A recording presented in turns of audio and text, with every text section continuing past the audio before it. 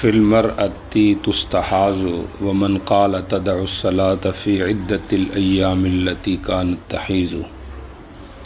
احکام استحاضہ، مستحاضہ عورت سے متعلقہ مسائل کل کے سبق سے شروع تھے، جس کا جامع خلاصہ آپ کے سامنے کل کے سبق میں گزر گیا ہے۔ یہ بتایا گیا تھا کہ مستحاضہ کے حوالے سے دو رائے ہیں، ایک احناف کی اور ایک جمہور کی۔ احناف عمومی طور پہ عدت کا اعتبار کرتے ہیں، ایام عدت کا، اور جمہور جو ہیں وہ عموماً لون کا اعتبار کرتے ہیں۔ باقی اس کی جو اقسام تھی گزر چکی ہیں، مبتدعہ، متحیرہ، ممیزہ غیر معتادہ، معتادہ غیر ممیزہ، ممیزہ اور معتادہ۔ یہ جو پہلا باب ہے یہ حنفیہ کی تائید میں ہے، اور وہ اس بات میں کہ اگر ایام اور لون میں تعارض ہو جائے تو اس صورت میں ایام عدت کا اعتبار ہے، لون کا اعتبار نہیں۔ سمجھ آ گئی؟ ویسے کل جو آپ کو بتائے تھے خلاصہ اس میں یہی بتایا تھا کہ اگر ممیزہ غیر معتادہ ہے جمہور کے ہاں لون کا اعتبار ہے، تمیز کا۔ اگر معتادہ غیر ممیزہ ہے تو سب کے ہاں عادت کا اعتبار ہے، چونکہ جمہور بھی عادت کا اعتبار کرتے ہیں۔ اور اگر ممیزہ اور معتادہ دونوں ہیں تو اگر دونوں پہ اتفاق ہو جائے عدت کا اور لون کا پھر تو اس پہ عمل کیا جائے گا، ورنہ حنفیہ کے ہاں ایام کا اعتبار ہوگا اور جمہور کے ہاں لون کا اعتبار ہوگا۔ اور مبتدعہ اور پھر متحیرہ، مبتدعہ کے بارے میں جمہور کے ہاں غالب حیض کا اعتبار ہے، یعنی اس خاندان کی جو عورتیں ان کا اعتبار ہے۔ ہمارے ہاں اکثر ایام حیض کا اعتبار ہے، اور اگر متحیرہ ہے تو پھر اگر شک فی الحیض ہے تو وضو لکل صلاۃ ہے، اور اگر شک فی الطہر ہو گیا ہے تو اس صورت کے اندر غسل ہے۔ باقی وضو کس طرح کرے گی، لوقت کل صلاۃ ہے یا لکل صلاۃ ہے، تو شافعیہ کے ہاں لکل صلاۃ تھا، اور حنفیہ اور حنابلہ کے ہاں لوقت کل صلاۃ۔ امام مالک استظہار کے بھی قائل تھے کہ وہ 1-2 دن انتظار کرے، 15 دن تک، اور جمہور استظہار کے قائل نہیں ہیں۔ بعض روایات استظہار کی بھی ہیں جن کا آگے ذکر آ رہا ہے۔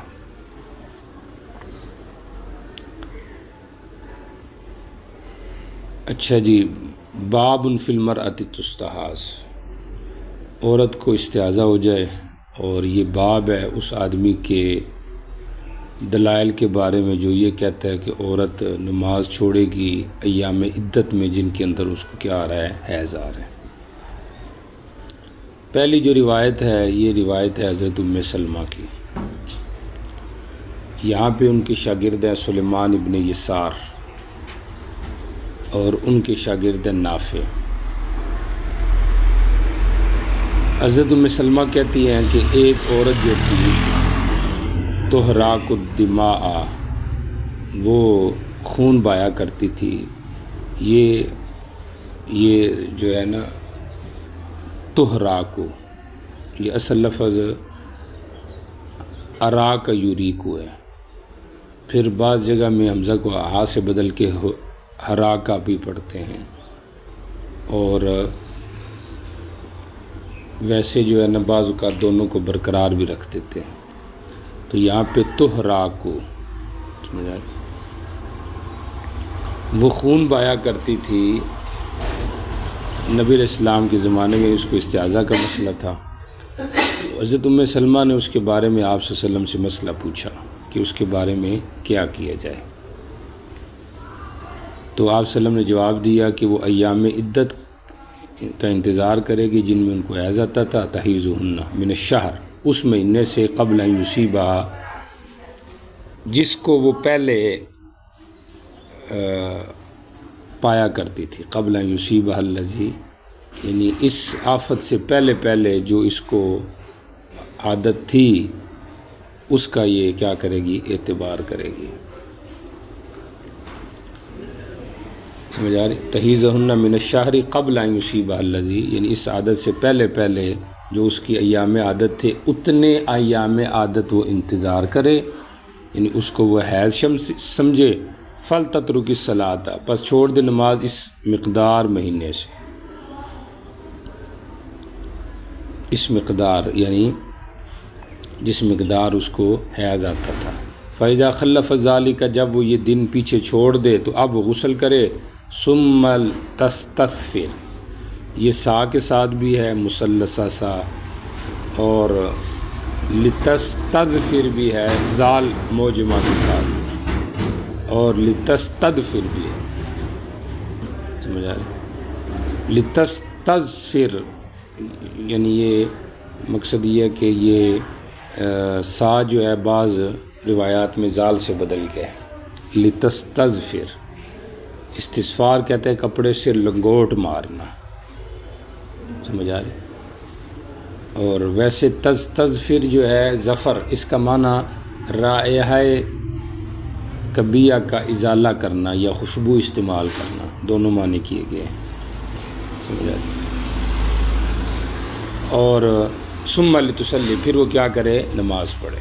تو مقصد کیا ہو گیا کہ عادت کا اعتبار ہے۔ اگلی روایت دیکھیں، یہ روایت بھی سلیمان ابن یسار کی ہے، لیکن فرق کیا ہے؟ فرق یہ ہے کہ یہاں پہ سلیمان ابن یسار کے جو استاذ ہے وہ ان رجلا اخبر عن ام سلمہ، سمجھ آ رہی؟ یہ ایک رجل درمیان میں آ گیا، سلیمان ابن یسار اور حضرت ام سلمہ کے درمیان۔ ان امرأۃ کانت تحراق الدم فذکر معناہ، آگے لیس نے بھی ویسی نقل کیا جیسے پیچھے دوسرے شاگرد نافع نے نقل کیا تھا۔ فَإِذَا خَلَّفَ ذَلِكَ، جب وہ ان ایام کو چھوڑ دے، نماز قریب ہو جائے تو غسل کر لیں، وہ اس پچھلے مطلب یہ ہے۔ اس سے اگلی جو روایت ہے اس میں نافع کے شاگرد عبید اللہ ہیں، اور یہاں پر بھی سلیمان ابن یسار نے کہ استاد ایک اور آدمی ذکر کیا، ان رجل من الانصار ان امرأۃ کانت تحراق الدم، لیکن یہاں پہ کیا ہوا کہ یہاں پہ حضرت ام سلمہ کا ذکر بیچ میں سے نکل گیا۔ باقی عبید اللہ نے بھی لیس کی حدیث کی طرح آگے نکل کی ہے۔ اس سے اگلی روایت میں آج نافع کے شاگرد ہے سخر، انہوں نے بھی لیس کی طرح حدیث نقل کی ہے، اور لیس کی طرح وہی جو پیچھے گزر چکی ہے کہ ایک آدمی کا واسطہ ہے۔ فَلْتَتْرُكِ الصَّلَاةَ قَدْرَ ذَلِكَ ثُمَّ إِذَا حَضَرَتِ الصَّلَاةُ فَلْتَغْتَسِلْ وَلْتَسْتَغْفِرْ، یہ تستغفر آ گیا، ٹھیک ہو گیا۔ تو پھر اس کے بعد بِثَوْبٍ ثُمَّ تُصَلِّ، اگلی روایت ہے اس میں سلیمان ابن یسار کے شاگرد ایوب ہیں، پیچھے نافع تھے اور ادھر کیا ہیں، ایوب ہیں۔ قال فی تدع الصلاۃ وتغتسل فیما سوى ذلك وتستغفر بثوب وتصلی، قال ابو داؤد۔ اب توجہ کریں، حاصل کیا ہے؟ جتنی بھی روایات ذکر کی، حاصل یہ ہے کہ سلیمان ابن یسار کے دو شاگرد ہیں، ایک ہے ایوب اور ایک ہے نافع، ٹھیک ہو گیا۔ نافع کے جو تلامذہ ہیں وہ آپس میں مختلف ہیں کہ کیا سلیمان ابن یسار اور صحابیہ ام سلمہ کے درمیان کوئی رجل ہے یا نہیں ہے، اور بعض نے تو جیسے عبید ہے اس نے تو ام سلمہ کو بھی بیچ میں سے نکال دیا، ٹھیک ہو گیا۔ تو یہ اختلاف ہے نافع کے تلامذہ کا۔ مصنف نے سلیمان ابن یسار کے دوسرے شاگرد ایوب کی ایک روایت ذکر کر کے پیچھے جو شروع کی روایت تھی اس کی تائید کر دی ہے کہ رجل کا واسطہ کوئی نہیں ہے. سمجھ آ رہی؟ مالک کی جو روایت ہے اس کی تائید کر دی کہ رجل کا واسطہ نہیں ہے. ٹھیک ہو گیا. تدعو الصلاۃ وتغتسل فیما سوا ذالک. تو بہرحال یہ مقصد ہو گیا ان مختلف روایات کے ذکر کرنے کا. قال ابو داؤد، امام ابو داؤد کہتے ہیں سم المرأۃ التی، اب یہ جو عورت تھی جس کو استعاذہ کی بیماری تھی اور جس کے بارے میں حضرت ام سلمہ نے پوچھا یہ کون عورت تھی، تو مصنف کہہ رہے ہیں کہ اس عورت کا جس کو استعاذہ تھی حماد ابن زید نے ایوب سے نقل کرتے ہوئے اس حدیث میں تعیین کی ہے کہ یہ فاطمہ بنت ابی حبیش تھی. بات سمجھ آ رہی؟ اصل میں یہ جو فاطمہ ہے ان کے بارے میں شراح کا بھی اختلاف ہے کہ یہ معتادہ تھی یا ممیزہ تھی. ترمذی اور بہقی کی رائے یہ ہے کہ یہ ممیزہ تھی. سمجھ آ رہی؟ اور مصنف کی رائے اور حنفیہ کی رائے چونکہ ویسے ہی آپ کو پتہ عادت کا اعتبار ہے تو ان حضرات کی رائے یہ ہے کہ یہ معتادہ تھی. سمجھ آ رہی؟ اب بعض روایات ایسی بھی ہیں جن کے اندر فاطمہ کے بارے میں تمیز کا ذکر ہے، تو پھر اس کی توجیہ ان حضرات سے یہ منقول ہے کہ اصل میں ان کے اوپر مختلف حالتیں تھیں. ایک حالت ایسی بھی ان پہ آئی ہے کہ جس کے اندر آ کے یہ یعنی کبھی معتادہ بن جاتی اور کبھی ممیزہ بن جاتی. تو جب معتادہ تھی یہ تو نبی علیہ السلام نے عادت کا حکم دیا، اور جب یہ ممیزہ تھی تو آپ نے اس کے اعتبار سے تمیز کا حکم دیا، لہذا حدیث میں تعارض نہیں ہے. سمجھ آ رہی؟ باقی تبدیل عادت کس پر محمول ہے؟ سمجھ آ رہی؟ کس پر معمول کا مطلب تبدیل عادت کا کیا معیار ہے؟ امام ابو یوسف رحمہ اللہ کی رائے تو یہ ہے کہ ایک دفعہ بھی اگر تبدیلی آ جائے عورت میں تو سمجھو عادت بدل گئی ایک ہی دفعہ سے. یعنی پہلے اگر اس کو 7 دن حیض آتا تھا، اس دفعہ 8 دن آیا، سمجھ آ رہی، تو اب اگلے دنوں میں وہ 8 دن ہی شمار ہوگی، عادت بدل گئی. اور طرفین کی رائے یہ ہے کہ نہیں، عادت جو ہے اس کا اعتبار ایک دفعہ کی تبدیلی سے نہیں ہے، 2 دفعہ کم از کم ہونی چاہیے. کہ مثلا پہلے 7 دن آتا تھا، اب 1 مہینے بھی 8 دن، اگلے بھی 8 دن، اب سمجھو کہ اس کی عادت بدل گئی. سمجھ آ رہی کہ نہیں آ رہی؟ تو اس عادت کو آپ اس پہ بھی لگا سکتے ہیں سماع موطا والے مسئلے کے ساتھ. ادھر بھی آج تک تعیین نہیں ہو سکی کہ عادتاً سماع سے کیا مراد ہے، تو ادھر بھی آپ یہ لگا دیں جو 1-2 دفعہ سننے کا قائل ہوا ہے. سمجھ آ رہی؟ اچھا جی، یہ تو مسئلہ ہو گیا اس والا. اب آ جائیں اگلی روایت. جی چلیں. یہ ام حبیبہ ہیں، انہوں نے نبی علیہ السلام سے دم استعاذہ کے بارے میں پوچھا. جی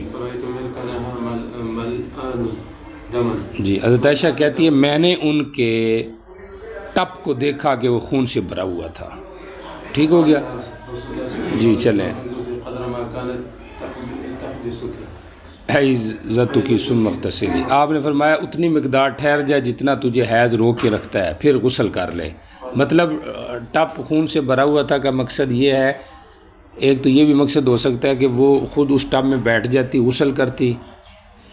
سمجھ آ رہی؟ تو اب وہ ظاہری بات ہے کپڑے بھی خون والے ہیں اور پانی بھی جو ہے نا استعاذے کی بیماری ہے، تو اس کی وجہ سے پورا ٹب جو ہے وہ خون والا ہو جاتا ہے. اور بعض نے یہ بھی کہا ہے کہ یہ مقصد نہیں کہ ٹپ میں بیٹھ کے وہ غسل کرتی تھی، سمجھ آ رہی، بلکہ مقصد وہ جس ٹپ میں اپنے کپڑے رکھتی تھی دھونے کے لیے تو وہ پورا ٹپ جو ہے وہ خون والا ہو جاتا. ٹھیک ہو گیا. جی چلیں. توجہ کریں، یہاں پہ قال ابو داؤد آیا ہوا ہے، اس کو سمجھیں. یہ جو جعفر ہے متن کے اندر آپ کو نظر آ رہا ہے سند کے اندر ان جعفر. اب جعفر کئی جعفر ہیں، سمجھ آ رہی. تو یہ جعفر کون سے جعفر مراد ہیں؟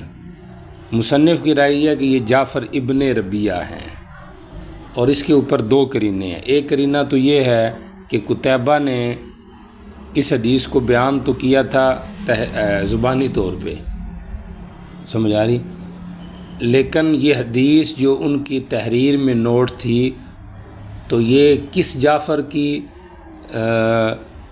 احادیث میں تھی؟ تو جعفر ابن ربیہ کی احادیث میں یہ حدیث تھی، تو پتہ چل گیا سند میں جعفر سے مراد جعفر ابن ربیہ۔ یا مصنف نے یہ کہہ رہے ہیں کہ قتیبہ نے ذکر تو مطلق جعفر کی ہے، لیکن وہ جعفر بن ربیہ کی حدیثیں سنا رہے تھے، تو اس حدیثوں میں یہ نقل کیا تو پتہ چلا کہ یہ جعفر ابن ربیہ ہے۔ ایک قرینہ تو یہ ہے۔ دوسرا یہ ہے کہ لیث کے باقی جو شاگرد ہیں قتیبہ کے علاوہ، یعنی مصنف کے استاذ کے علاوہ، ان سب نے کہا ہے کہ یہ جعفر ابن ربیہ ہے۔ یہ اصل توجیہ ہوگی جو قال ابو داؤد کی ہے۔ باقی اس میں ابن رسلان وغیرہ نے ایک اور توجیہ کی ہے کہ قال ابو داؤد کا مقصد یہ ہے کہ مصنف کہتے ہیں کہ قتیبہ نے یہ حدیث نقل کی ہے اور ساتھ ساتھ انہوں نے بتایا ہے کہ یہ حدیث ضعیف ہے، سمجھ آ رہی، لیکن اس ترجمے کو پسند نہیں کیا گیا چونکہ اس کے جو روات ہیں وہ سارے قوی ہیں، لہٰذا یہ حدیث ضعیف نہیں ہو سکتی۔ ٹھیک ہو گیا۔ اب لفظی ترجمہ دیکھیں۔ قال ابو داؤد، امام داؤد کہتے ہیں ورواه قتیبہ، قتیبہ نے اس کو نقل کیا۔ دوسرا ترجمہ جو میں نے کیا وہ دیکھیں، حال انہیں قتیبہ کی کہ اس نے حدیث جعفر کے اضعاف کمزور کرنے کو بیان کیا کہ یہ جعفر ابن ربیہ کی جو حدیث ہے یہ کمزور ہے، سمجھ آ رہی؟ ایک تو یہ ہو گیا۔ دوسرا جو ترجمہ کیا وہ یہ کیا ورواه قتیبہ، قتیبہ نے اس کو نقل کیا بین اضعاف، اضعاف بمعنی اسنا ہوتا ہے، سمجھ آ رہی؟ اضعاف سطور کا معنی اسناء سطور، درمیان حدیث جعفر ابن ربیہ کے، سمجھ آ رہی؟ تو بہرحال اضعاف معنی ہو جائے گا اسنا کے اور بین بھی ساتھ لگ جائے گا، تو اگرچہ بین اسنا کا معنی بھی ادا کرتا ہے لیکن بہرحال پھر بھی اضعاف انہوں نے ساتھ ذکر کر دیا ہے۔ تو جعفر ابن ربیہ کی حدیثوں کے درمیان اس کو نقل کیا ہے فی آخریہا، توجہ کریں، ایسا ابن، یہ فی آخری کا تعلق ابن ربیہ کے ساتھ ہے، سمجھے، جعفر کی حدیثوں کے درمیان، سمجھا، ایسا جعفر کہ ابن ربیہ اس کے آخر میں ہے، ایسا جعفر کہ ابن ربیہ اس کے آخر میں آتا ہے، سمجھ آ رہی؟ یا تو اس کو اس طرح بنا لو کہ ابن ربیہ اس کے آخر میں آتا ہے، یا پھر جعفر ابن ربیہ کی حدیثوں کے درمیان بیان کیا، فی آخری کا تعلق پیچھے کے ساتھ ہے یا آگے کے ساتھ لگا لو، فی آخری آ کا تعلق آگے سے بھی لگا سکتے آپ، ادھر کوما لگ جائے گا کہ اس کے آخر میں، یعنی اس گفتگو اور کلام یا تحریر کے آخر میں یہ بھی تھا وَرَوَى عَلِيُّ بْنُ یاشٍ وَیُونُسَ، کہ لیث کے باقی شاگرد علی اور یونس جو ہیں انہوں نے اس کو کیا کہا، جعفر ابن ربیہ کہا ہے۔ تو فی آخریہا یا تو ابن ربیہ کے ساتھ لگ رہا ہے، ایسے ابن ربیہ کہ جو اس جو ہے وہ اس کے آخر میں ہے، یعنی اس احادیث جعفر کے آخر میں ابن ربیہ بھی ہے، احادیث جعفر کے آخر میں ابن ربیہ بھی ہے، یعنی ابن ربیہ کی احادیث ہے۔ اور یا فی آخری کا تعلق آگے سے لگا دو کہ ان احادیث کے آخر میں یہ بھی مصنف نے بیان کیا تھا کہ استاذ نے کہ وَرَوَى عَلِيُّ بْنُ یاشٍ وَیُونُسَ وَابْنُ عَلِيٍّ قَالَ جعفر ابن، کہ باقی جو ہیں وہ جعفر ابن ربیہ کہتے ہیں۔ دوبارہ میں دہرا رہا ہوں، قتیبہ نے اس حدیث کو نقل کیا تھا زبانی، لیکن مطلق جعفر ذکر کیا تھا، ابن ربیہ نہیں کہا اس نے، لیکن جن احادیث کے دوران اس نے یہ حدیث سنائی یا نوٹس کے اندر جن احادیث کے اندر یہ حدیث لکھی تھی وہ حدیث جعفر ابن ربیہ کی، لہٰذا یہ حدیث جو راوی کے سند کے اندر ہے یہ بھی جعفر ابن ربیہ ہے۔ مزید قرینہ یہ ہے کہ باقی لیث کے شاگرد بھی صراحت کہہ رہے ہیں کہ یہ جعفر ابن ربیہ ہے، سمجھ آ رہی؟ صرف یہ جو فی آخری ہے اس کو ساتھ جوڑا جا رہا ہے کہ یا تو اس کو ابن ربیہ کے ساتھ لگاؤ، اور یہ ماقبل کی صفت کہ جعفر ایسا جعفر کہ ابن ربیہ اس کے آخر میں ہے، سمجھ آ رہی؟ اور یا فی آخری کا تعلق آگے سے لگا دو کہ ان احادیث کے آخر میں یہ بھی بات مصنف نے فرمائی ہے، لکھی ہوئی تھی، سمجھ آ رہی، جو آگے نقل ہوئی ہے کہ باقی شاگرد بھی اس کو کیا پڑھ رہے ہیں، جعفر ابن ربیعہ کہہ رہے ہیں۔ یہ آخری ہا کی ہا ضمیر جو ہے یہ بطویل مذکور یا تو حدیث کی طرف لوٹا دو اور یا اس کو اضعاف کی طرف لوٹا دو، ٹھیک ہو گیا؟ تو اس طرح بات درست ہو جائے گی۔ باقی جو دوسری توجیہ تھی کہ قتیبہ نے اس حدیث کا ذوح بیان کیا، بیانہ بنایا اس کو پڑھا جائے، تو آپ کو بتایا کہ یہ کمزور ہے کیونکہ اس کی جو روات ہیں وہ سارے کے سارے کیا ہیں، قوی ہیں۔ کوئی گل سمجھ آ گئی ہے؟ اچھا ٹھیک ہو گیا۔ اچھا، پہلی جو حدیث تھی وہ فاطمہ بنت حبیش کی تھی، اور یہ جو ہے، یہ جو روایت ہے یہ ام حبیبہ کی ہے۔ ام حبیبہ جو ہیں یہ نبی علیہ الصلوۃ والسلام کی سالی ہے، ام حبیبہ بنت جاش ہے۔ حمنہ بنت جاش بھی آپ کی سالی ہے۔ حمنہ بنت جاش جو ہے پہلے حضرت عمیر کے نکاح میں تھی، جب وہ شہید ہو گئے احد میں تو انہوں نے حضرت طلحہ سے نکاح کر لیا تھا۔ اور خود حضرت زینب کے بارے میں بھی روایات کے اندر آتا ہے کہ وہ مستعاذہ تھی، تو بنات جاشن کلہن تستحاذ والی بات ہو گئی، سارم کو استعاذہ تھا۔ لیکن بعض نے تو انکار کیا ہے کہ حضرت زینب جو نبی علیہ السلام کی زوجہ تھی ان کو استعاذہ کا مسئلہ نہیں تھا، اور کسی نے کہا حمنہ کو بھی نہیں تھا، صرف حضرت ام حبیبہ کو تھا، سمجھ آ رہی؟ اب یہاں پر تو واضح آ رہا ہے کہ ام حبیبہ جو ہے انہوں نے پوچھا ہے، سمجھ آ رہی؟ لیکن موطا وغیرہ میں کچھ فرق لگا ہے کہ وہاں بھی یہ ذکر کیا گیا کہ زوج النبی، ام حبیبہ جو زوج النبی ہے، سال نبی ہے، حالانکہ ام حبیبہ زوج النبی نہیں ہے، ام حبیبہ تو زوج عبد الرحمن ابن عوف ہے، سمجھ آ رہی؟ عبد الرحمن ابن عوف کی بیوی ہے۔ نبی علیہ السلام کی جو بیوی ام حبیبہ ہے وہ تو بنت ابی سفیان ہے، سمجھ آ رہی کہ نہیں آ رہی؟ اور پھر وہی بات جو ہے کہ بعض نے جو تعویل کی تھی کہ اصل میں بنات جاش صاحب کو کیا ہوتا تھا، استعاذہ کی بیماری ہوتی تھی، اور ان میں سے ہر ایک کا اطلاق دوسرے پہ بھی کیا جاتا تھا، سمجھ آ رہی؟ تو یہ وہ چکر کار ہو گیا۔ بہرحال یہ ام حبیبہ زوج عبد الرحمن ابن عوف ہے، ٹھیک ہو گیا۔ سالت النبی، اور نبی علیہ السلام سے پوچھے الی آخری ہو گیا۔ جی چلے آگے چلو۔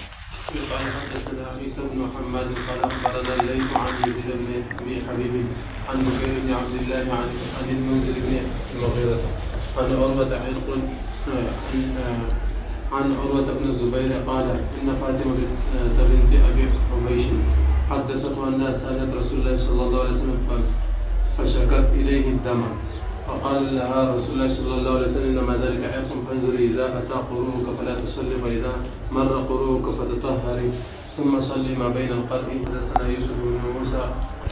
جی، فاطمہ نے حضرت اسماء کو حکم دیا، یہ اسماء بنت امیس ہیں، سمجھ آ رہی؟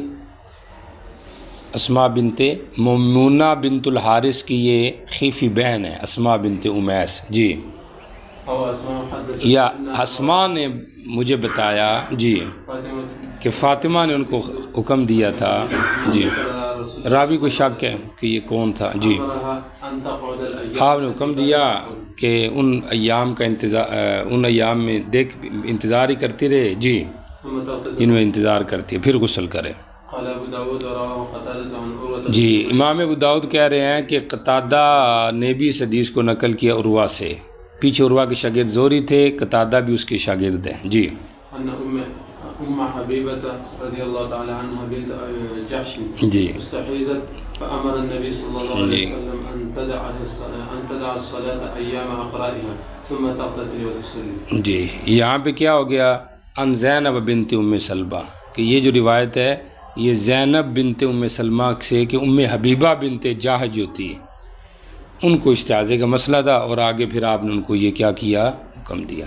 تو گویا کہ زہری کے بلکہ عروہ کے دو شاگرد ہیں، ایک زہری اور ایک کیا ہے؟ قتادہ۔ زہری کی جو روایت ہے یہ اور ہے جس کا تعلق فاطمہ بنت ابی حبیش کے ساتھ ہے، اور دوسری جو روایت ہے قتادہ کی اس کا تعلق ام حبیبہ بنت جاش کے ساتھ ہے، لیکن حاصل دونوں کا یہی ہے کہ آپ نے کیا حکم دیا تھا؟ عدت کا اعتبار، ایام عدت کا اعتبار۔ جی چلیں۔ قال ابو داود وزاد ابن عیینہ فی حدیث الزہری عن حمرة۔ دیکھیں امام ابو داؤد کیا کہہ رہے ہیں، امام ابو داؤد کہہ رہے ہیں کہ سفیان ابن عیینہ کو وہم لگا ہے، سمجھ آ رہی؟ کیونکہ زہری کی جو روایت ان عمران عائشہ، توجہ کریں، آپ کی توجہ ہونی چاہیے پوری. زہری کی دو روایتیں ہیں.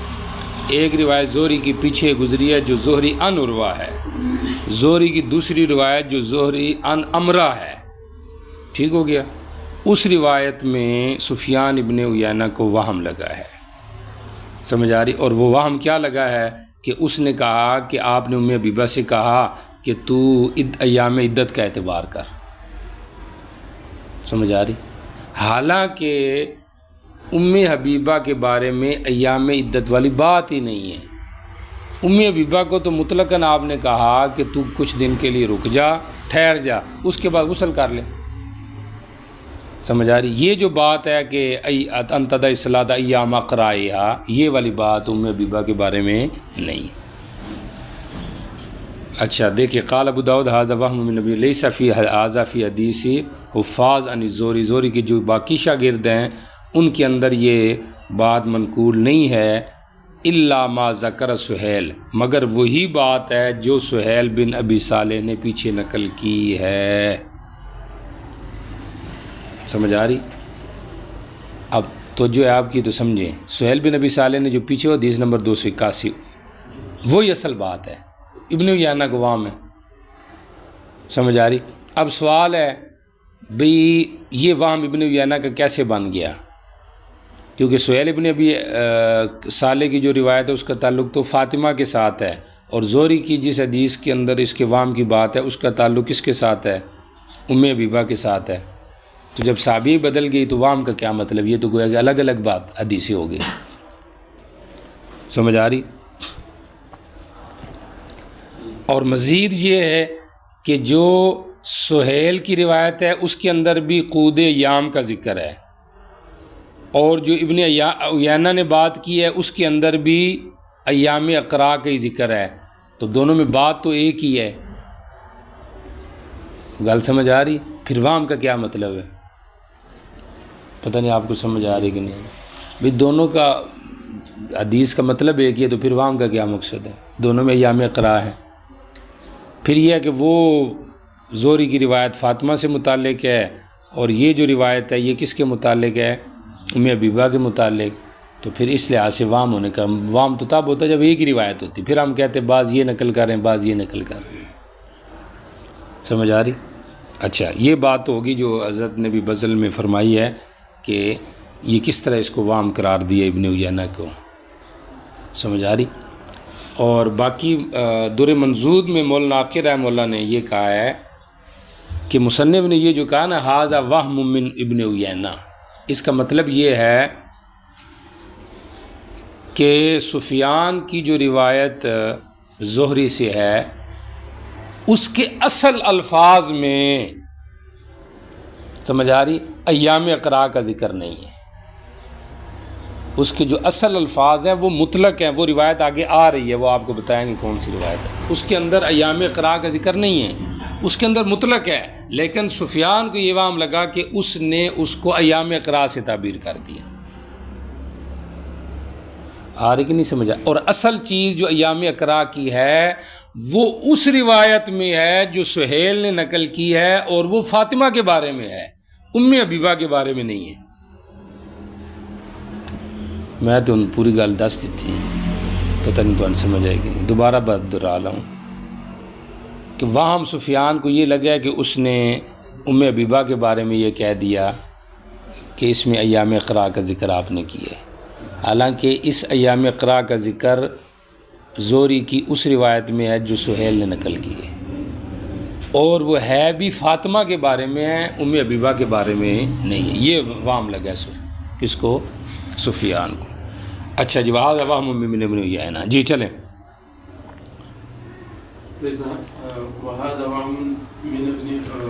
ٹھیک ہو گیا.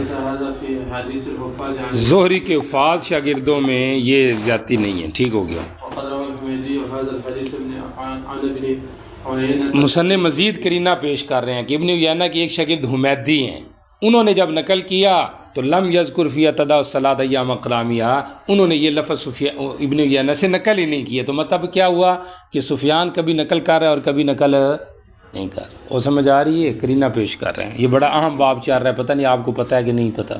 وفاق والوں نے بھی کہا کہ اس استعاذہ والا جو یہ احکام ہے یہ ابو داؤد کے خاص امتیازاتی مسائل میں سے ہے۔ سمجھ آ رہی؟ تو توان وچوں دو چار نیند چڑھی ہے۔ جی چلیں۔ اب مصنف کہہ رہا ہے کہ میں یہ جو کہہ رہا ہوں نا کہ ایام اقراء کا ذکر نہیں ہے روایت میں، اس کا مقصد یہ نہیں ہے کہ ایام اقراء کا سرے سے اعتبار ہی نہیں ہے۔ اب وہ آگے کچھ آثار پیش کر رہا ہے 5، جس میں یہ بتایا گیا کہ دیکھیں ان میں واقعتاً ایام اقراء ہے، لیکن میرے اعتراض کا تعلق سفیان کی اس ایک عبارت سے ہے۔ ٹھیک ہو گیا۔ دیکھیں کمیر بنت عمر جو زوج مسروق ہے اس نے بھی یہ نقل کیا ہے ویسے کہ مستعاذہ چھوڑے گی نماز ایام اقراء یا ثم تغتسل۔ جی چلے، دوسرا اثر پیش کر رہا ہے۔ آپ نے حکم دیا تھا قدر اقراء یا وہ جی رک جائے۔ جی بشر اور اثر پیش کر رہا ہے، یہ جی اثر اکرمہ ہے۔ استحیزت فضا کرا، جی فضا کرا مثلہ، جی ٹھیک ہو گیا۔ زانا، جی یہ اثر عدی ہے۔ جی یہ 4 ہو گیا سر، آگے 5واں آ گیا۔ جی اللہ ابن مسیب سودا، حضرت سودا کو بھی استعاذہ تھا۔ وسلت، سمجھ آ گئی ہے۔ نبی علیہ السلام کے ازواج میں حضرت سودا اور حضرت زینب کا ذکر آتا ہے۔ ابن جوزی وغیرہ نے تو انکار کیا کہ نبی علیہ السلام کی کوئی بھی بیوی کو استعاذہ نہیں تھا، لیکن محدثین کو اس سے اتفاق نہیں ہے۔ انہوں نے کہا ان کو بھی کچھ نہ کچھ دیر تک استعاذہ کی بیماری رہی ہوگی جس کا ذکر آ رہا ہے۔ جی چلیں۔ اب مصنف آگے صحابہ کو ذکر کر رہے ہیں، تابعین کو، کہ یہ بھی لوگ ایام اقراء کے قائل تھے۔ جی چلیں۔ ایام اقراء قریہ دیکھے ذکر ہو گیا۔ جی چلیں۔ جی یہ ابن عباس کا مسلک آ گیا۔ جی چلیں۔ ان علی، حضرت علی کا مذہب آ گیا۔ امرات مسروق ان عائشہ، اس کا ذکر پیچھے بھی آ گیا تھا لیکن دوبارہ آ گیا۔ توجہ کریں، پیچھے جو آثار ذکر کیا اگر جو ان میں ضعف ہے، سمجھ آ رہی، لیکن تعدد طرق سے اس کا انجبار ہو جاتا ہے۔ ٹھیک ہو گیا۔ جی چلے۔ قال ابو داؤد، امام ابو داؤد کیا کہتے ہیں؟ حسن، سعید، عطا، مکحول۔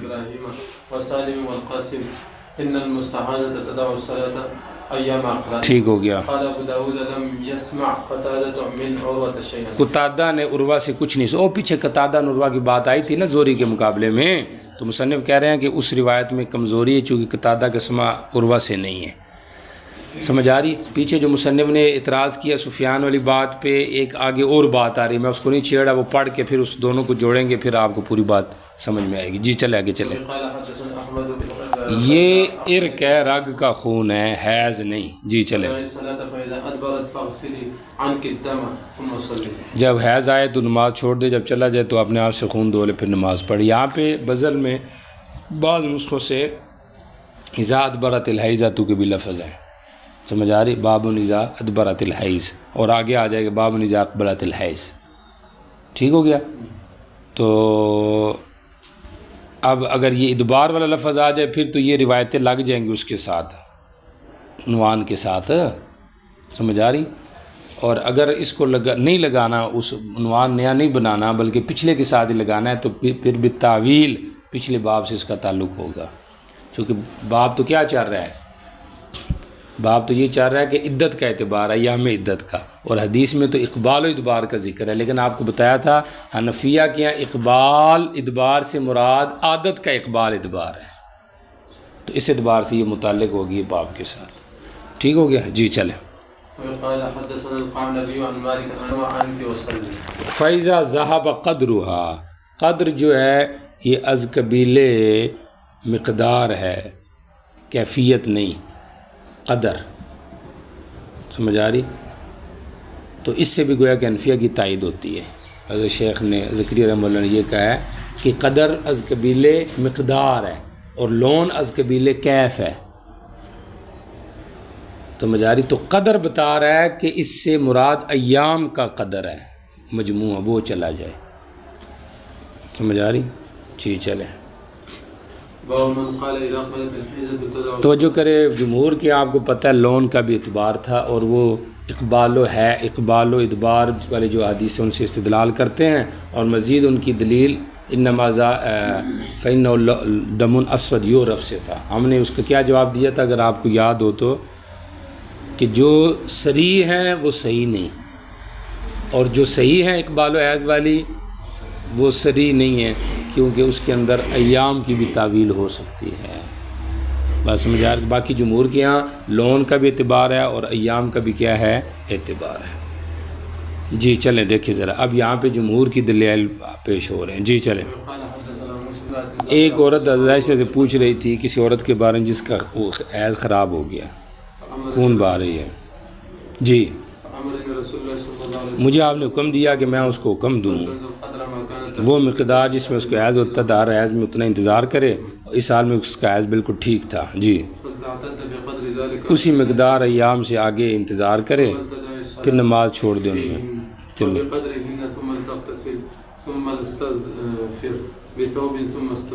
جی پھر کیا کرے، لنگوڑ مارے کپڑے کا تاکہ وہ رک جائے کچھ استعاذہ، سو پھر اس کے بعد وہ نماز پڑھے، یعنی نماز اس کی پڑھی جائے گی، یہ لازمی چیز ہے۔ جی چلے آگے چلے۔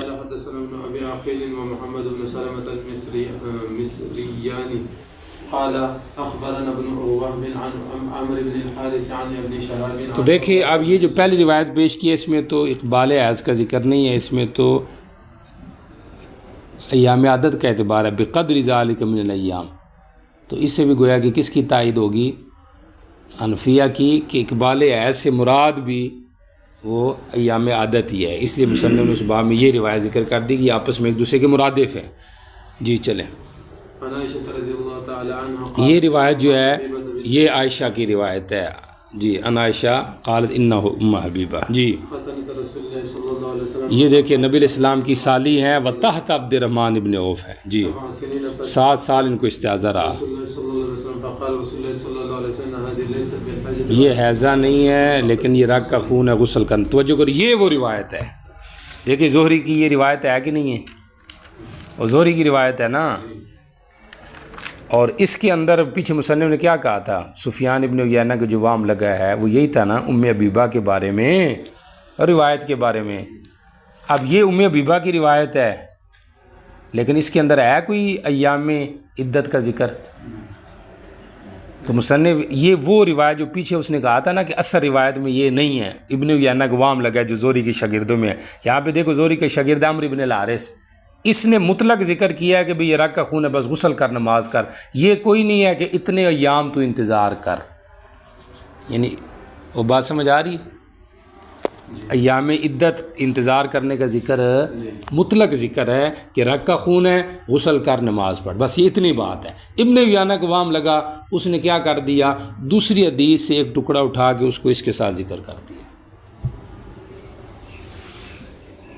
سمجھ آ رہی کہ نہیں آ رہی؟ ہاں چلو، اب مصنف یہ کہہ رہے ہیں، توجہ کریں، جی ٹھیک ہو گیا، اوزائی جو ہے اس نے بھی یہ حدیث نقل کی ہے، اب اوزائی کو بھی ایک واہم لگا ہے، دیکھو کیا لگا ہے، جی ام حبیبہ بنت جعد تحت عبد الرحمن ابن عوف 7 سن فَإِذَا أَدْبَرَتْ فَاغْتَسِلْ، ٹھیک ہو گیا، من الصحابہ سے، اور سمجھ آ گئی ہے، مصنف کہہ رہے ہیں کہ اوزائی کو بھی وام لگ گیا ہے۔ کیا وام لگا ہے کہ اس نے بھی کہا کہ آپ نے ام حبیبہ کو کہا تھا کہ جب حیض آئے تو نماز چھوڑ دے، جب چلے جائے تو غسل کر دے، یہ اقبال و ادبار والی بات بھی اوزائی کی اپنی ہے۔ پیچھے سفیان نے ایام اقرا والی بات ذکر کی، وہ اس کی اپنی تھی، ٹھیک ہو گیا۔ ادھر اوزائی نے اقبال و ادبار والی بات کی ام حبیبہ کے بارے میں، یہ بھی اس کی اپنی ہے، باقی جو اصحاب ہیں وہ اس کو نقل نہیں کر رہے۔ اور بات سمجھ آ رہی کہ نہیں آ رہی؟ اچھا ٹھیک ہو گیا، آگے چلیں. وروى عن الزهري عن عمرو بن الحارث. اب مصنف دیکھ کے نقل کر رہا ہے. مصنف کہہ رہا ہے یہ کتنے حفاظ زہری کے شاگرد نے انہوں نے حدیث کو نقل کی ہے. جی یہ سارے شاگرد ہیں جی زہری کے. سفیان ابن عیینہ انہوں نے تو یہ کلام ذکر نہیں کیا جو یہ نقل کر رہا ہے. آگے بات سمجھ. جی چلیں. قال ابو داود وانما هذا الحديث هشام بن عروه. یہ جو روایت تھی یہ ہشام بن عروہ عن ابیہ عن عائشہ کے الفاظ ہیں. سمجھ آ رہی؟ ہشام بن عروہ عن ابیہ عن عائشہ. یہ آگے روایت آ رہی ہے، میں وہاں پہ آپ کو بتاؤں گا کون سی روایت ہے. تو یہ اس کے الفاظ ہیں. جی چلیں. قال ابو داود وزاد ابن عيينة فيه ايضا امرها ان تدع الصلاة. اب وہ پہلی جو بات مصنف نے پیچھے کی تھی ابن عیینہ کے وام والی، اس کو دوبارہ ریپیٹ کر رہا ہے. وہ سمجھ آ رہی ہے؟ جی چلیں. یہ ابن عیینہ کا وام ہے. وحديث محمد بن عمرو عن الزهري في شيء يقرب من الذي زاد الاوزاعي. مصنف کہہ رہا ہے کہ اوزائی نے جو بات کی ہے اقبال و ادبار والی، یہ محمد ابن عمر کی حدیث کے اندر ضرور موجود ہے جو اس کے قریب ہے معنی کے اعتبار سے. اور یہ جو آگے آ رہی ہے محمد ابن عمر، ٹھیک ہو گیا، یہ آگے نظر آ رہی ہے. اگلی جو روایت ہے اب اس کو پیش کر رہا ہے کہ ہاں ان جو حدیث تھی اوزائی والی اس کے قریب یہ حدیث موجود ہے، لیکن یہ روایت ضعیف ہے. یہ روایت کیا ہے؟ ضعیف ہے. جی چلیں. قال حدثنا محمد بن مسلم قال حدثنا محمد بن ابي عدي عن محمد يعني ابن عمرو یہ آگے. قال حدثني ابن شهاب عن عروة بن الزبير عن فاطمة بنت ابي حبيش قالت انها كانت تستحاض فقال لها النبي صلى الله عليه وسلم اذا كان. جی جب دم حیض ہو تو یہ کالا خون ہے جو پہچانا جاتا ہے. فاذا كان ذلك فامسكي عن الصلاه. جب یہ آ جائے جی تو نماز سے رک جائے. جب اور ہو اس کے علاوہ تو اب اور رنگ ہو تو وضو کر نماز پڑھ. یہ رگ کا خون ہے. جی اب مصنف جرح کر رہا ہے اس روایت کے اوپر. ابن ابی عدی، ابن عدی نے ہمیں یہ روایت بیان کی تھی پہلے اپنی کتاب سے اس طرح. جی چلے. بعد میں حفظاً جب روایت کی ہمیں یہ تو اس نے عنوان ان عائشہ، پیچھے کیا تھا ان عروہ ان فاطمہ، اب اس نے کیا کر دیا ان عروہ ان عائشہ. قال ان فاطمہ کانت استاذ فذکر معنہ. تو مصنف نے گویا کہ کیا کر دی؟ جرح کر دی ہے کہ کتابتاً اور اس نے لکھوائی اور حفظاً اس نے اور بتائی. تو گویا کہ ابن عدی کو وام لگا ہوا ہے، لہٰذا یہ روایت گویا کہ مصنف کے مطابق کیا بن گئی ہے؟ ضعیف بن گئی ہے. اچھا ادھر ایک منٹ کے لیے رکے. پیچھے جو بات گزری تھی اس کا حاصل آپ کو سمجھ آ گیا کہ نہیں آ گیا؟ ابن عیینہ کو وام لگا، اس نے ام حبیبہ کی روایت میں اقبال و ادبار کا ذکر کیا. اوزائی کو وام لگا، اس نے کیا کہتے ہیں اس کو، عیینہ کو وام لگا، اس نے قدر ایام یا ذکر کیا. ٹھیک ہو گیا. اوزائی کو وام لگا، اس نے اقبال و ادبار ذکر کیا. حالانکہ یہ جو روایت ہے اس کا تعلق ام حبیبہ کی روایت کے ساتھ نہیں ہے. سمجھ آ رہی کہ نہیں آ رہی؟ اس کا تعلق دوسری حدیث کے ساتھ ہے جو کہ یہاں پہ مصنف نے ذکر بھی کی ہے. سمجھ آ رہی کہ نہیں؟ حضرت عائشہ کی جو روایت تھی ام حبیبہ کے بارے میں مصنف کیا کہتے تھے کہ یہ مطلق ہے. یہ کیا ہے؟ اور وہ اس نے ذکر کی حدیث نمبر 258 جو ہے ان حاضی لیست بالعزت ولیکن ھذا ارق فاغتسلی وصلی. یہ مطلق ہے. ابن عیینہ کو بھی وام لگا ہے اور اوزائی کو بھی وام لگا ہے. سمجھ آ رہی کہ نہیں آ رہی؟ باقی اس کے اوپر یہ سوال تھا جو آپ کو بتایا ہے کہ بھی ابن عیینہ کو کیسے وام لگا ہے. سمجھ آ رہی؟ اور مصنف نے جو کہا ہے کہ ابن ابی صالح کی روایت جو ہے وہ صحیح ہے، حالانکہ اس کے اندر بھی تو ایام اقراء کا ذکر تھا. تو آپ کو بتایا کہ اس کا تعلق فاطمہ کے ساتھ ہے، ام حبیبہ کے ساتھ نہیں ہے. ام حبیبہ میں اس کا آنا یہ کیا بن گیا ہے؟ وہم لگ گیا ابن عیینہ کا. بات سمجھ آ رہی کہ نہیں آ رہی؟ جی چلیں. گو کہ شارحین یہ کہہ رہے ہیں کہ بھئی ابن عیینہ جو ہے اس کے مؤید بھی موجود ہیں جنہوں نے اس کو نقل کیا ہے. سمجھ آ رہی؟ ام حبیبہ کے بارے میں مؤید کیا ہے؟ موجود. اور وہ خود غالباً اوزائی ہے نا. اوزائی کی روایت کدھر کی ہے؟ اوزائی کی جو روایت ہے دیکھو نا اس کی بلکہ نہیں ابن عیینہ کے جو ہیں وہ مؤیدین بھی ہیں، ادھر تو پتہ نہیں اب ہیں یا نہیں ہے، لیکن بعض کتابوں میں اس کے مؤید بھی موجود ہیں، لیکن بہرحال یا تو مصنف کو اس کا علم نہیں تھا، اس لیے مصنف نے یہ کہا کہ اس کو کیا کیا ہے، وام لگا ہے، یا یہ کہنا چاہتا ہے کہ اکثر جو ہیں وہ کیا کہہ رہے ہیں، مطلق ذکر کر رہے ہیں، اس لحاظ سے ابن عیینہ کا کیا ہے، یہ وہم ہے۔ جی چلیں، اور مزید یہ ہے کہ وہ کبھی نقل کر رہا ہے اور کبھی نقل نہیں کر رہا۔ جی چلیں،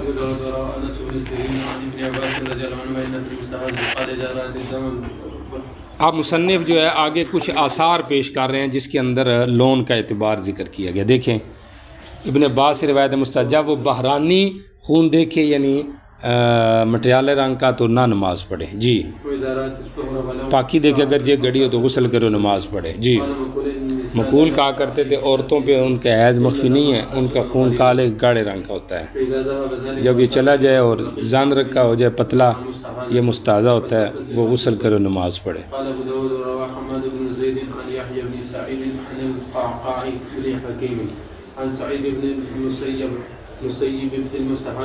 جی سعید بن مسیب کا مسئلہ، جی اختصد وسلت، چلو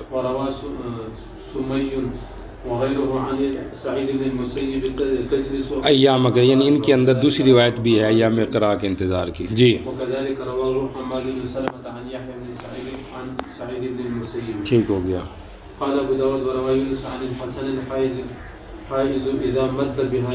جب خون اس کا لمبا چلا جائے تو وہ اپنے حیض کے بعد انتظار کرے گی، تم سے کے بعد حیض آتی ہے، جی 1 یا 2 دن، پس یہ مستحاضہ۔ وہ آ رہی سمجھو جو امام مالک کا قول تھا استظہار والا انتظار والا، یہ اس کی دلیل ہے کہ وہ مزید بھی 1-2 دن انتظار کر کے دیکھے، اگر رک جائے تو سمجھے یہ میرا حیض ہی ہے، نہیں رکتا پھر جا کے وہ اس کو استعاذہ میں شمار کریں۔ جی قتادہ کہتے ہیں جب وہ اپنے حیض پہ 5 دن بڑھ جائے تو تب بھی وہ کیا کرے، تب نماز پڑھے، 5 دن تک گویا کہ وہ استظہار کے قائل تھے۔ جی میں اسے کم کرواتا رہا یہاں تک کہ میں پہنچ گیا 2 دن تک۔ جی انہوں نے کہا جب 2 دن ہونا تو اب یہ حیض کے ہی شمار ہیں، یعنی اتنے حیض کے ساتھ لگاؤ۔ جی انہوں نے کہا عورتوں کو زیادہ پتہ ہے کہ ہم عادت کا اعتبار کریں یا لون کا اعتبار کریں، یا النساء عالم کا مطلب یہ ہے کہ ان کو رنگ سے پتہ چل جاتا ہے کہ یہ میرے حیض والا رنگ ہے یا میرے استعاذہ کا رنگ ہے، اس کو پتہ چل جاتا ہے، لہذا لون کا اعتبار ہے۔ جی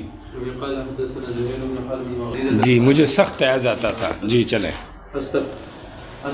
جی میں نبی علیہ السلام کے پاس آئی آپ سے مسئلہ پوچھنے، اور میں نے آپ کو خبر دی، میں نے آپ کو اپنی بہن زینب کے گھر میں پایا۔ جی توجہ کریں، سخت حیض استعاذہ ہے، آپ اس بارے میں کیا سمجھتے ہیں؟ مجھے تو نماز اور روزے نے روک دیے، مجھے اس نے نماز اور روزے سے، حیضہ نے، او استعاذہ نے۔ جی میں تیرے لیے روئی کا ذکر کرتا ہوں، جی وہ خون لے جائے، ان روئی رکھا کر تو شرمگاہ پہ، اس سے یہ ہوگا کہ خون کم آئے گا۔ جی چلو، انہوں نے کہا اس سے زیادہ ہے، آپ نے فرمایا تو لنگوٹ مار لیا کر، یعنی روئی رکھ کے اوپر پھر کپڑا باندھ۔ جی اس سے بھی زیادہ ہے، اسج سجن، میں تو بہا رہی ہوں بہانا، یعنی سخت خون ہے میرا بہت زیادہ، جی کپڑا بھی تر ہو جاتا ہے۔ میں 2 باتوں کا تجھے حکم دیتا ہوں، جو تو کرے گی تو اس سے کافی ہو جائے گا، دوسرے سے تجھے کفایت، اگر تو دونوں پہ قادر ہے تو زیادہ بہتر ہے۔ سمجھ آ رہی؟ کتنی باتوں کا حکم دے رہا ہوں؟ 2 باتوں کا، سمجھ آ رہی؟ اگر دونوں پہ قادر ہے تو بہت اچھی بات ہے، نہیں تو اگر ایک پر قادر ہے تو ایک کر لے دوسری نہ کر۔ سمجھ آ رہی کہ نہیں آ رہی؟ اب وہ 2 باتیں کون کون سی ہیں آپ نے توجہ کرنی ہے، 2 باتیں کون کون سی ہیں؟ ایک کے اندر تو دیکھیں آگے آ رہا ہے، جی کریں پڑھیں پھر۔ یہ ایڑ ہے شیطان کے ایڑوں سے، مطلب شیطانی اثر ہے، وہ رگ پہ لات مارتا ہے، جس طرح بچہ پیدا ہوتا ہے اس کو وہ چونٹی مارتا ہے، تو یہ واقعتاً اس کا اثر ہے۔ سمجھ آ رہی کہ نہیں؟ یا مقصد ایڑ کا یہ ہے کہ یہ وہم ڈالنا کہ پتہ نہیں حیض ہے استعاذہ ہے، یہ وہم کی بیماری شیطان کی طرف سے ہے، تو وہم نہ کیا کر، بس 6-7 دن حیض کے بنا کے آگے تو نماز شروع کر دیا کر۔ جی 6 یا 7 دن حیض کے بنا، فی علم اللہ تعالیٰ ذکر کا مطلب سمجھے کہ اللہ کے حکم میں یہی مسئلہ جو میں نے تجھے بتا دیا، چونکہ وہ متعدد تھی نا، تو آپ نے کہا تیرے عادت 6-7 دنوں کی ہے، تو 6-7 دن ہو گیا تیرا حیض، باقی تیرے استعاذ ہیں. فی علم اللہ کا مطلب یعنی فی قانون اللہ تعالیٰ یہی ہے, یا فی علم اللہ تعالیٰ ذکر کا مطلب یہ ہے, سمجھ آ رہی, کہ اللہ کے ہاں تو یہ حکم ہے, باقی تیری مرضی تو کیا کرتی ہے وہ تیرے اوپر ہے, لیکن اللہ کے ہاں اس کا یہ مسئلہ ہے جو میں نے تجھے کیا کر دیا ہے, بتا دیا ہے. سمجھ آ رہی؟ جی چلیں. یا آپ اجتہاد کر رہے ہیں, سمجھ آ رہی, کہ 6-7 دن, اور یہ اللہ کے علم میں بھی انشاءاللہ ایسے ہی ہوگا. جی جب تو پاک ہو گئی ہے اور تو صفائی حاصل کر لی تو نے, تو اب باقی 33 یا 34 راتیں تو نماز پڑھ اور دن ان کے, اور نماز روزے رکھ. جی جی وصوم یہ توری کفایت کر جائے گا. اور اسی طرح تو کر ہر مہینے میں, جس طرح کہ عورتوں کا حیض آتا ہے اور جس طرح وہ پاک ہوتی ہے جی اپنے حیض کے وقت اور طہر کے وقت میں. ٹھیک ہو گیا.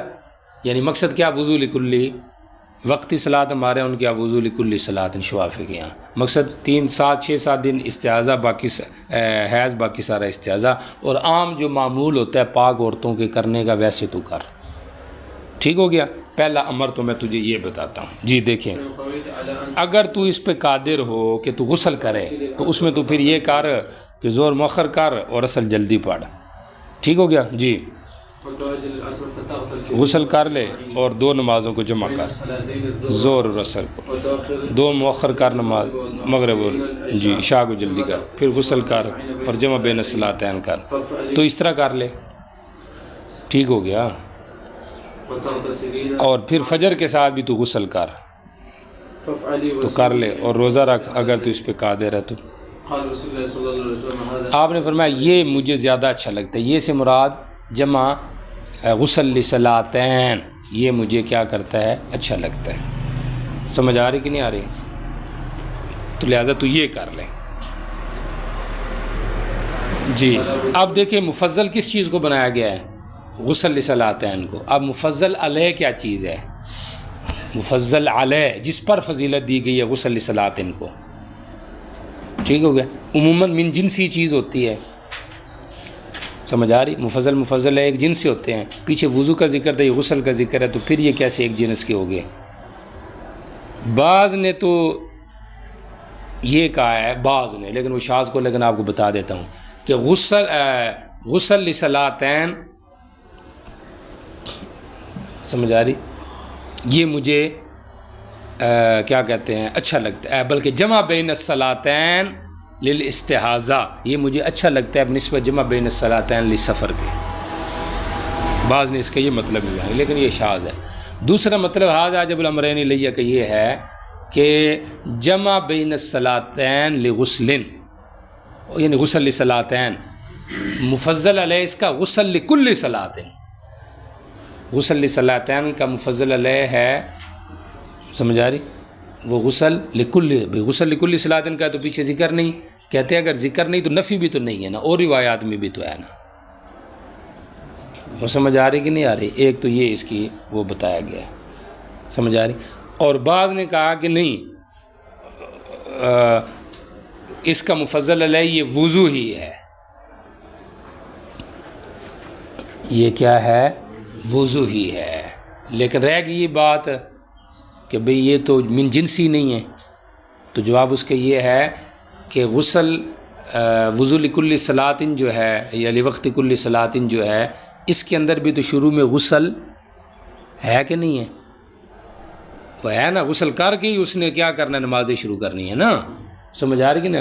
تو غسل لصلاتین اجب الیہ, یہ زیادہ اچھا ہے بنسبت کس کے؟ غسل, بنسبت غسل واحد لجمیع اوقات الطہر.